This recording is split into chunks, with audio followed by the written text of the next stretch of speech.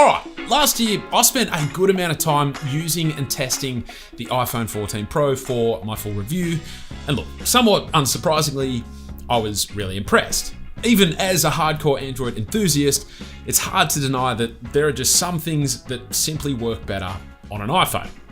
But once I switched back to using Android phones following that review, I genuinely found it quite relieving to return to the software that I know and love so well. And it's actually kind of been nice sitting on the sidelines, seeing all of these issues and bugs presenting themselves in a variety of iOS 16 updates, all the while sitting back, enjoying the comparatively stable experience that has been Android 13. But just recently, I decided that it would be fun to pop my SIM card back into the iPhone 14 Pro to see where things were at, and more importantly, to see how things have evolved since my first review. And so with that being said, here is my updated review of the iPhone 14 Pro 6 months later. First things first, right up the top here, I want to address some of the bugs that have been reported with the iPhone 14 lineup over the past few months. So to start, there have been a bunch of complaints related to the software components of the dynamic island, with it becoming misaligned or rotating to another part of the display altogether. But despite my best efforts, I've not experienced that issue once, not with the latest update and not with any previous software updates. Other users have also had issues with the phone getting overly hot depending on how they've been using it, but again, I've not had any issues with that. And then there have been some extreme reports of a few iPhone 14 Pro screens completely freezing, requiring a reboot. But as you can probably guess, I've also not had this issue. From the research I did when putting together this video, whilst yes, there were definitely issues with a number of iPhone 14 and 14 Pro units, it was, in the grand scheme of things, actually a very small number of units that had issues. And all the users I saw that were having these problems were able to get a replacement unit from Apple, no problem. So yes, whilst the headlines love to make big deals of these issues, as they do with any Android phone that has defective units, the long and short of it is don't let those reports put you off from buying an iPhone 14 Pro. The likelihood of you experiencing those issues is already very slim, particularly thanks to the most recent software updates. But then on top of that, Apple will certainly replace any defective units in the rare event that you do have issues, as they should. So those were the headlining bugs and issues that were reported over the past 6 months, but let's now talk about the issues and complaints that were a little less clickbaity. I'm talking about the issues that were far more widespread and that I actually made specific mention of in my original review. And we'll start by talking about the battery. Now, to be clear, the battery life of this phone was never bad, and in fact, I said in my original review that I still considered it to be above the competition at the time, but the big talking point was that it was noticeably worse compared to the battery life on the previous year's iPhone 13 Pro, and that was what had most of us confused. And after a number of software updates, whilst there have been some very slight improvements that I've noticed in regards to battery life, it still hasn't reached those outrageously impressive numbers that we saw with the iPhone 13 Pro. There have been 1 or 2 days of light use where I've hopped into bed with the phone sitting above 50%, but for the most part, with medium to heavy use, I've still been ending most days with around 30% of battery left. So my guess is that this slightly under par battery performance is most likely hardware related. And given we're now 6 months following the release of this phone, we're probably not going to see many more significant improvements to battery with this phone. One nice improvement that I predicted would come soon after my original review, which thankfully it did, was the inclusion of a toggle to disable the wallpaper for the always on display. And some will argue that it should have been there from the start, but you know what? I'm just happy Apple listened at all, and it's taken what was already a really solid always on display implementation and made it better. And then the cameras, and just to be clear, I actually didn't have any specific complaints with the cameras on this phone in my first review, but I did say that they were very similar to the cameras on the iPhone 13 Pro, and that images had a slightly over-processed look to them compared to past iPhones. But again, neither of those points are complaints. They're just things I pointed out. And honestly, neither of those aspects have changed. But what I have really appreciated so much since using this phone again for the last little while is how damn seamless the camera experience is. Seriously, whenever I pull this phone out of my pocket to snap a shot, I just have all the confidence in the world that it will take the photo that I want it to take, thanks purely to how fast the capture speed is. And that experience is not the case at all on any Android phone I've ever used. Even the Galaxy S23 Ultra, which I've been using and testing for the past little while as well, it is pretty fast, but even it starts slowing down after snapping a few shots, and even at its quickest, it's still not as fast as the iPhone 14 Pro's capture speed. And as someone who has 3 kids running around in every direction, capture speed is huge for me. And so whilst yes, I do much prefer the look of the images that come out of Google Pixel phones, it is really hard to argue with the reliability on this phone of the camera snapping experience itself. All right, before we press on, I just wanted to take a moment to thank today's video sponsor, Pulseway. And if you're in IT and you're not yet using Pulseway, then you're definitely missing out.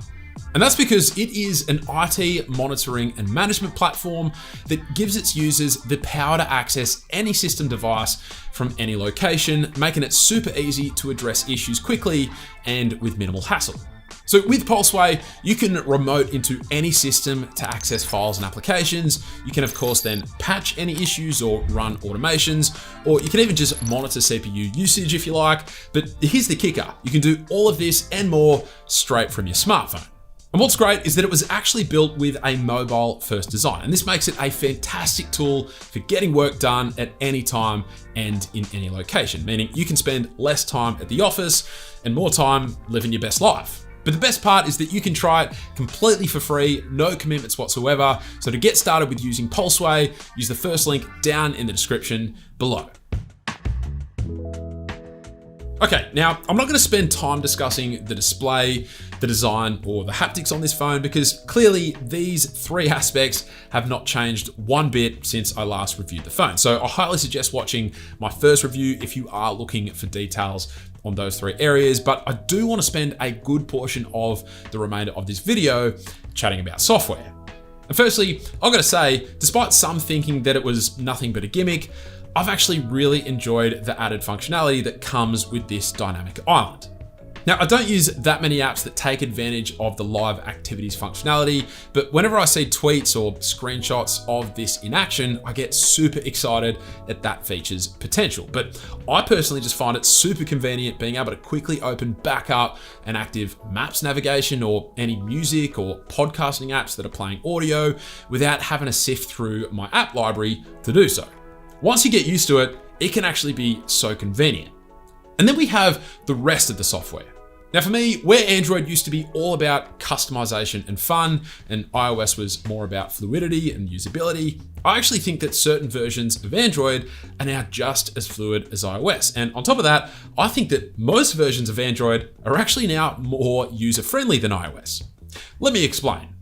You see, since its inception, Android has always prided itself in providing users with a proper method of navigating back. It was originally a button, but in more recent years, it's this swipe in gesture from either the left or right of the display. Now on iOS, there is usually a bit of text provided at the top left of the screen that you can tap to navigate back, but for one, it's not always there, and it certainly doesn't look the same across different apps. But secondly, it's super hard to reach, meaning you either have to activate reachability mode to tap it, or you just have to use 2 hands. Now you can also sometimes swipe in from the left to navigate back as well, but the key word there is sometimes. This is definitely not the default action in every app, and it often takes a few really intentional swipes to even activate it, and it also often conflicts with other actions, meaning that sometimes it just straight up doesn't work at all. And then why, whenever an app is opened via another app, so let's say the shortcuts I've got set up via the Widget app, why does it feel the need to show me the original app up here on the top left? It actually looks really visually unappealing, and I just straight up don't need to see it there. Add on to that little annoyances like getting out of the emoji search menu being an almost impossible task, or the fact that it is really hard to turn off notifications for specific apps, or the fact that turning on or off auto brightness is literally hidden deep within the depths of the settings menu, or that I can't easily clear any app storage that I want. And don't get me started on how finicky it can be to select a large section of text in some apps. That seriously infuriates me. Oh, and why can't I long press an app in my app library or within the recents menu here to go straight to the app's settings? This is what I'm talking about. It's becoming harder to use an iPhone.